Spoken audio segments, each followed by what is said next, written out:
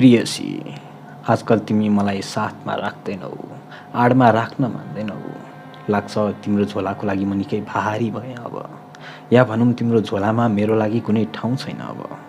तिमीले कति सजिलै थुतिदियो है, ह्या भन्दै निकालिदियो है, पराई बनाइदियो है मलाई।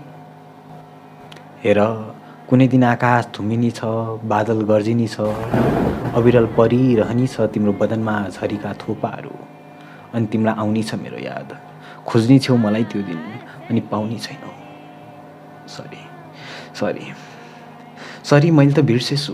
आजकल तिमीलाई भिज्न मनपर्छ अरे, रुज्न मनपर्छ अरे, त्यसैले होला तिमी मलाई खोज्नी छैनौ। मैले स्वीकार्नै पर्छ यो सत्य, तिमी मलाई रोज्नी छैनौ। तिमी रुज्नु, खुब रुज्नु, तर तातो हुन नबिर्सिनु ल, न्यानो हुन नबिर्सिनु ल।